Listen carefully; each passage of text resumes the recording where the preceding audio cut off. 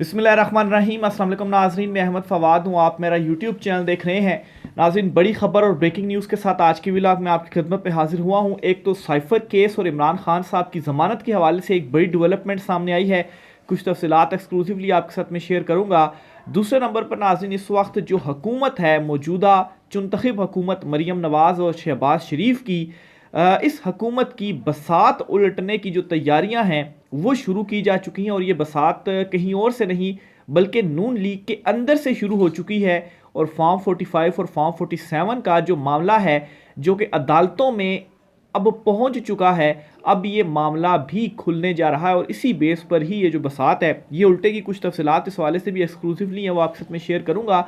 नवाज शरीफ तमाम तर मामलात में क्या अपना एक बयानिया बनाने की कोशिश कर रहे हैं, क्योंकि उनको ये इदराक हो चुका है कि इस तरह से अगर मामलात चलते रहे तो अभी भी हमें कोई 2 दर्जन से ज़्यादा सीटें नहीं मिली, तो उसके बाद तो जो हमारी सियासत है उसका तो तिया पांचा हो जाएगा। इसलिए कुछ ना कुछ किया जाए। तो ये बड़ा फड्डा इस वक्त डाल चुका है। एस्टेब्लिशमेंट के हवाले से भी चीज़ें आपके साथ मैंने शेयर करनी है। और चीफ जस्टिस कादी फैज़ ईसा साहब को भी एक पैगाम पहुंचाया गया है। और इस उम्मीद के साथ ये पैगाम पहुंचाया गया कि हो सकता है कि चीफ जस्टिस कादी फैज़ ईसा साहब जो हैं वो शायद अब कोई ऐसा स्टेप ले लें कि जिससे जो इंसाफ के तकाजे हैं वो पूरे हो सकें। इस पैगाम पर भी कुछ तफसीलात है वो भी मैं आपके साथ शेयर करूँगा। सबसे पहले तो नाज़रीन, आपको बताता चलूँ कि फॉर्म 45, फॉर्म 47 और मौजूदा हुकूमत के हवाले से इस वक्त शरीफ ख़ानदान के जो इंटरनली मामलात हैं वो क्या चल रहे हैं। एक बात नाज़रीन आपको वाज़े करता चलूँ कि नवाज़ शरीफ जब पाकिस्तान वापस आए थे और इवन के जो कंपेन भी हुई, यहाँ तक के इलेक्शन से एक दो रोज़ कबल तमाम अखबारात में वज़ीर आज़म नवाज़ शरीफ का जो एक इश्तिहार था वो छुपवाया गया। और ये तमाम तर चीज़ें इस वजह से की गई कि सबको ये यकीन था, या जो डील हुई थी वो ये थी कि नवाज़ शरीफ जो है वो वज़ीर आज़म बनेंगे। लेकिन उसके बाद फिर नवाज़ शरीफ तो नहीं, लेकिन शहबाज शरीफ को जो वज़ीर आज़म है वो बनवाया गया। तो बहरहाल अब मामला ये हो गया है कि अचानक से नवाज़ शरीफ अब अपना एंटी एस्टेब्लिशमेंट बयानिया बनाने लग पड़े हैं। ना सिर्फ एंटी एस्टेब्लिशमेंट, बल्कि हो ये रहा है कि इमरान खान साहब को प्रो एस्टेब्लिशमेंट दिखाते हुए भी कुछ जो प्रोपेगेंडा है वो किया जा रहा है। कुछ चीज़ों को इस तरह से मैनिपुलेट किया जा रहा है, वो भी मैं आपके साथ शेयर करता हूँ इमरान खान साहब के हवाले से। लेकिन पहले आप ये सुने कि नवाज़ शरीफ जो है वो, और ये भी मैं आपको बताता चलूँ कि ज़राए का ये भी दावा है कि इस वक्त इंटरनली जो नून लीग है उनके अहम तरीन जो लीडर्स हैं वो ये नहीं चाहते कि वो हुकूमत में रहें और हुकूमत से वो हटना चाहते हैं। अच्छा, इसमें नाज़रीन जो दो तीन बड़ी डेवलपमेंट्स हुई हैं वो मैं आपके सामने रखता हूँ, इससे आपको पिक्चर मज़ीद क्लियर होगी। एक तो ये है जी कि नजम सेठी साहब हैं, सबको मालूम है कि प्रो PMLN या नवाज़ शरीफ के करीब समझे जाते हैं। और गुज़श्ता दिनों उन्होंने और उनकी जो अहलियाँ हैं उन्होंने दोनों ने नवाज़ शरीफ से मुलाकात की। और उस मुलाकात के बाद अगर आप नजम सेठी की गुफ्तगू या उनके तज्ज़िये सुने तो उसमें अचानक से एक जो है वो तब्दीली सी आई है। और वो अब ये कहना शुरू हो गए हैं कि ये जो हुकूमत है ये धांधली की हुकूमत है और ये जो हुकूमत है वो बनवाई गई। अब ये बयानिया और जो है वो थोड़ा सा एंटी एस्टेब्लिशमेंट चीज़ें जो है वो उनकी जानिब से कही जा रही हैं। नजम सेठी की जानिब से मैंने आपको ये बताया, वो ये चीज़ें जो हैं वो ये अपना जो बयानिया है वो बना रहे हैं। दूसरी तरफ राना सनाउल्लाह और जावेद लतीफ़, ये दोनों शख्सियात मुस्लिम लीग नून की अहम तरीन शख्सियात और नवाज़ शरीफ की करीबी शख्सियात हैं। ये गुज़श्ता कुछ दिनों से मुसलसल ये बात कर रहे हैं कि ये जो हुकूमत है ये उनकी हुकूमत नहीं है, धांधली की हुकूमत है और ये हुकूमत बनवाई गई। और इमरान खान जो है वो हमारे साथ बैठ नहीं रहा, हमारे साथ इमरान खान बात नहीं कर रहा। जावेद लतीफ़ तो बहुत शुरू से ही आफ्टर इलेक्शन उन्होंने बात करना शुरू कर दिया था। फिर राना सनाउल्लाह पिछले हफ्ते डेट से टीवी के ऊपर आकर इस तरह की जो गुफ्तगू है वो उनकी जानिब से की जा रही है। अच्छा, ये तीन शख्सियात तो वो है जी कि जो पॉपुलर हैं, या राना सनाउल्लाह या जावेद लतीफ़ तो बात कर रहे हैं, नजम सेठी भी अब ये गुफ्तगू कर रहे हैं। लेकिन इसके साथ दो मज़ीद अहम शख्सियात हैं जो एडअप हुई हैं और वो भी अब यही बातें कर रही हैं। वो क्या कह रहे हैं जी, उनमें एक तो चौधरी आबिद रज़ा साहब हैं, मुस्लिम लीग नून के अहम तरीन रहनुमा हैं, इतने ज़्यादा पॉपुलर या नोन नहीं है लेकिन होल्ड इनका अच्छा खासा है। इनकी जानिब से भी बात की जा रही है कि जो फॉर्म 47 के नतीजे में बनने वाली हुकूमत है वो एक्सेप्टेबल नहीं है। धांधली वाली जो हुकूमत है उसमें हम नहीं रहेंगे। फिर ना सिर्फ ये, बल्कि वो ये भी कह रहे हैं कि सालिक और शाफे, ये मुस्लिम लीग नून के जो इत्तेहादी हैं काफ लीग के, इनके नताइज के ऊपर इन्होंने क्वेश्चंस उठाए और कहा जी कि इनको तो चंद हज़ार जो वोट है वो पड़े और ये हारे हुए थे अपने इलेक्शंस, लेकिन उसके बाद फॉर्म 47 में देखा गया कि ये दोनों जीते और फिर उसके बाद ये वज़ीर बन गए। एक तो ये आवाज़ उठ रही है, और दूसरी तरफ नाज़रीन अफनान खान है जो कि मुस्लिम लीग नून के सेनेटर भी हैं और टीवी के ऊपर नुमाइंदगी भी कर रहे होते हैं और काफ़ी डिफेंड किया जा रहा होता है इनकी जानिब से। ये भी मान रहे हैं कि जो रिज़ल्ट्स हैं वो तब्दील हो रहे हैं, तब्दील हुए हैं, और चंद माह के अंदर, 2-3 माह के अंदर या चंद माह के अंदर तमाम जो खेल है वो सारे का सारा खुल जाएगा। तो ये इनकी जानिब से मुसलसल जो बयानात हैं वो दिए जा रहे हैं। अब इन सारे तमाम शख्सियात के बयानात को आप कंबाइन करें, आप देखें कि एक ये इस तरह की जो गुफ्तगू है या इस तरह का जो बयानिया है वो क्यों बना रहे हैं और क्यों मुसलसल ये जो बातें हैं वो की जा रही हैं। एक तो नाज़रीन ये कि नवाज़ शरीफ को ये मालूम है कि अब जिस तरीके से इक़्तिदार में शहबाज शरीफ आया या उनको लाया गया, जो हुकूमत है वो बनाई गई, इस तरह से जो मामलात हैं वो मुस्लिम लीग नून के लिए आगे नहीं चल पाएंगे, और जो वो अपने ख़ानदान को इक़्तिदार में लाकर और हमेशा के लिए ख़ानदान में रहना चाहते हैं, इक़्तिदार में रहना चाहते हैं, ये जो इनकी प्लानिंग है ये इस तरह से कभी भी कामयाब नहीं हो पाएगी कि शहबाज शरीफ जो है जिस तरीके से बस वो आ गए हैं और बिल्कुल वो चुनतखब वज़ीर आज़म हैं, अपनी मर्ज़ी से वो कुछ नहीं कर पा रहे, इवन कि अपने फ़ैसलों के ऊपर ख़ुद वो कायम नहीं रह पा रहे। एक कमेटी की सरबराही उन्होंने अपने पास रखी, चंद घंटों के बाद वो जो सरबराही थी वो उन्होंने छोड़ दी और जो वज़ीर ख़ज़ाना है उनको वो देनी पड़ी। तो ये आगे मामलात कैसे चलेंगे?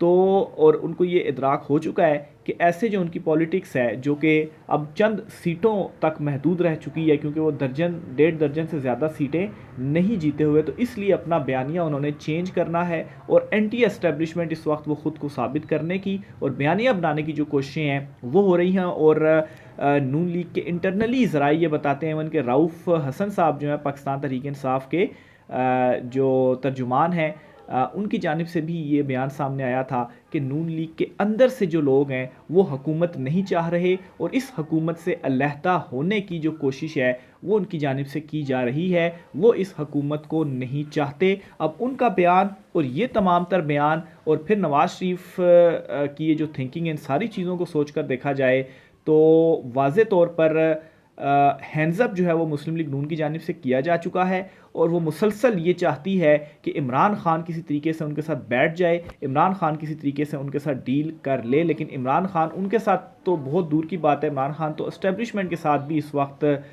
जो है वो डटे हुए हैं। और इमरान खान साहब का जो कल का गुफ्तगू है आर्मी चीफ आसिम मुनीर साहब के हवाले से, वो भी आपके सामने है, वो रिपोर्ट हो चुकी हैं, बहुत सारी चीज़ें आप तक पहुंच चुकी होंगी, इस वजह से मैं उन मामलात की तरफ तो नहीं जाता। लेकिन हो क्या रहा है इस वक्त, चल क्या रहा है, जो सिनेरियो था, जो पिक्चर थी, वो आपके सामने मैंने क्लियर करनी थी। तो ये इस वक्त नून लीग के अंदर जो मामलात हैं वो चल रहे हैं, और ना सिर्फ ये बल्कि एक और बयानिया भी बनाया जा रहा है। और वो बयानिया क्या बनाया जा रहा है कि इमरान खान की शायद कोई इस्टेब्लिशमेंट के साथ मामलात तय हो रहे हैं और इमरान खान तो अब जो है वो प्रो इस्टेब्लिशमेंट हो रहा है। वो कैसे जी? एक 2 रोज़ कबल ये खबर सामने आई थी जी कि कोर कमांडर जो पेशावर हाउस है वहाँ पर पाकिस्तान तहरीक इंसाफ जो केपी की हुकूमत है, वज़ीर आला केपी अली अमीन गंडापुर और उनकी जो कैबिनेट है वो वहाँ पर गई, वहाँ पर इफ्तारी की उनको दावत थी और पूरी काबीना वज़ीर आला समेत वहाँ पर इफ्तारी पर गई और वहाँ पर ब्रीफिंग्स और सवाल जवाब के जो सेशंस थे वो भी हुए। और इस खबर से ये तासुर दिया गया कि आप तो बड़े एंटी एस्टेब्लिशमेंट और ये बयानिया आपने बनाया हुआ था, और अब आप जाकर जो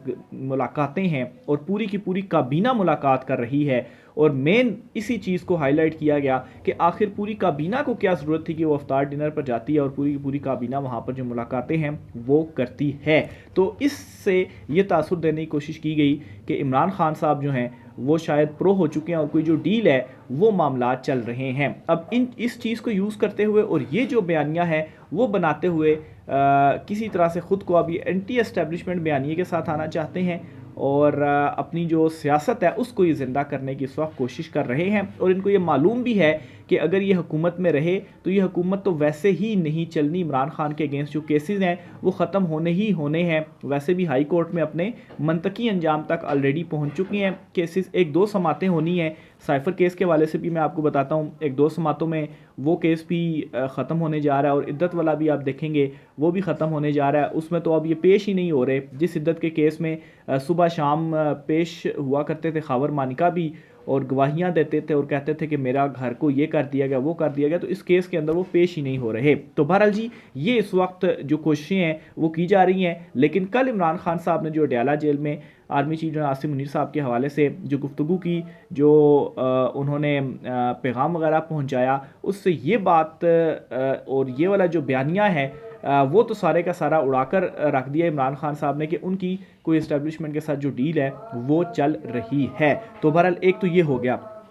दूसरी तरफ नाज़रीन, इमरान खान साहब की जानिब से एक पैगाम पहुंचाया गया चीफ जस्टिस कादी फ़ैज़ ईसा को, और वो पैगाम बेसिकली एक आयत की सूरत में इमरान खान साहब ने पहुंचाया है। उसका जो मफहूम है कुछ मैं आपके सामने रख देता हूँ कि दुश्मनी में इतना आगे ना बढ़ो कि तुम इंसाफ भी ना कर पाओ। तो ये मैसेज इमरान खान साहब ने चीफ जस्टिस कादी फ़ैज़ ईसा साहब को पहुंचाया। अब इसका क्या मतलब, ज़ाहिर सी बात है कि आप मेरी दुश्मनी में या मेरे बुग़्ज़ में इतना ज़्यादा आगे ना बढ़ जाएं कि आपकी जो असल रिस्पॉन्सिबिलिटी है, जो ड्यूटी है इंसाफ की, वो भी आप फराहम ना कर सकें। और बहुत सारे केसेस में हमने देखा कि जिनके जो फ़ैसले थे वो जब सामने आए तो उससे नुकसान हुआ पाकिस्तान तहरीक इंसाफ को। बल्ले का निशान वाला फ़ैसला देख लें, इलेक्शन में जो अदलिया से अफसरान लेने की बजाय ब्यूरोक्रेसी से अफसरान लेने का डिसीजन देख ले। इसके अलावा लेवल प्लेइंग फील्ड फ्राहम करने की दरख्वास्त की थी, उसका आप डिसीजन दे दें। 6 जजेस ने लेटर लिखा चीफ जस्टिस कादी फ़ैज़ ईसा साहब को, उस लेटर के ऊपर क्या एक्शन लिया गया वो आप देख लें। इवन के पूरी जो वजाहतें हैं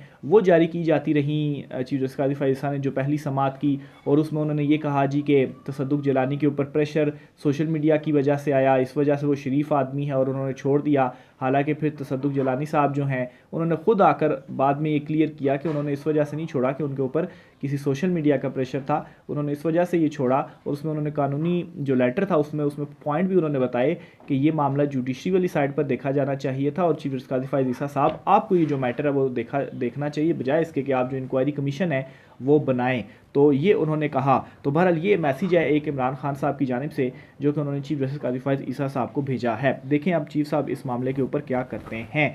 आखिर में नाज़रीन आपको बताता चलूँ साइफर केस के हवाले से, साइफर केस में 1 या 2 समातें मज़ीद होनी हैं, और इस हवाले से लतीफ़ खोसा साहब भी ये बता चुके हैं कि 1-2 समातों के अंदर या ईद से पहले पहले, अब ये जो नेक्स्ट वीक शुरू होने जा रहा है, ईद से पहले पहले इमरान खान साहब की साइफर केस में भी जो ज़मानत है वो हो जाएगी। ये साइफर जो केस है ये भी इमरान खान साहब के अगेंस्ट ख़त्म हो जाएगा। और इद्दत में निकाह वाला जो केस है उसमें तो पेश ही नहीं हो रहे, वो भी 1-2 पेशियों की ही मार है, वो केस भी इमरान खान साहब के अगेंस्ट ख़त्म हो जाएगा। ये केसेस वैसे ही जो सियासी केसेस थे, और इवन कि अब नून लीग के अंदर से ये लोग कहना शुरू हो गए हैं कि इमरान खान साहब के अगेंस्ट ये जो केसेस बनाए गए हैं, जिस तेज़ी से इमरान खान साहब के अगेंस्ट केसेस बनाए गए हैं उसी तेज़ी से इमरान खान साहब के अगेंस्ट ये जो केसेस हैं वो ख़त्म होंगे। तो अगर वहाँ से ही ये चीज़ें सामने आ रही हैं तो अब तो मेरे ख्याल से समझ जाना चाहिए कि इमरान खान के अगेंस्ट ये केसेस कैसे बनाए गए, और किस तरह से इमरान खान साहब को इस केसेस में सजाई हुई चीज़ें हम रिपोर्ट करते रहे। फेयर ट्रायल नहीं दिया गया इमरान खान साहब को, और उन केसेस में खैर था ही कुछ नहीं, और उस तरह से रिपोर्ट भी नहीं होने दी गई चीज़ें मीडिया के अंदर। अब तो हाई कोर्ट में जब केस सामने आया है तो सलमान सफदर साहब तो इस केस के पड़खच्चे उड़ा ही रहे हैं, लेकिन जब वो मीडिया में चीज़ें रिपोर्ट हो रही होती हैं, टीवी स्क्रीनों के ऊपर शायद आपको उस तरह से नज़र ना आ रही हों, लेकिन सोशल मीडिया के ऊपर जिस हम यूट्यूब प्लेटफॉर्म के थ्रू चीज़ें हम रिपोर्ट कर रहे हैं या ट्विटर के ज़रिए जो चीज़ें रिपोर्ट हो रही हैं, उससे पता चल रहा है कि ये असल में साइफर केस क्या था और इसको क्या बनाकर और कैसे इमरान खान साहब को सज़ाएँ दी गई। इवन के चीफ जस्टिस आमिर फ़ारूक साहब जो हैं, जिन पर इमरान खान साहब अदम एतमाद कर चुके हैं, और उनके वैसे खैर जो फ़ैसले भी थे अव्वल तो महफूज रहते थे, और जब वो आते थे तो इमरान खान का जो है वो उससे फ़ायदा नहीं होता था, या आप कहें कि इमरान खान के अगेंस्ट ही वो आते थे। तो बहरहाल वो ये कह चुके हैं कि इस साइफर केस में पूरा हाथ ही आप गुजार चुके हैं, एक सिर्फ पूछल रह चुकी है, वो भी आप गुजार लेंगे। ये सलमान सफदर साहब को मुखातिब करते हुए, जो कि इमरान खान साहब के वकील हैं, उनसे ये कहा है। तो इसका साफ साफ मतलब यही है कि इस केस में आप जो है वो 95% जीत चुके हैं, सिर्फ 5% रह चुका है, वो भी आप जीत जाएंगे। तो इवन के खुद अदालत ये आप कहें कि इकरार कर रही है कि ये जो केसेस हैं वो इमरान खान साहब के खिलाफ बोगस है और इमरान खान साहब इसमें छूटेंगे ही छूटेंगे। तो बहरहाल नेक्स्ट वीक में एक दो समातें होनी है इस केस में, तो इस केस में भी इमरान खान साहब की ज़मानत ही है। तो ये नाज़रीन आज की कुछ आम तरीन तफसीलात थी। राय का इज़हार कीजिएगा, इजाज़त दीजिए, अल्लाह हाफ़िज़।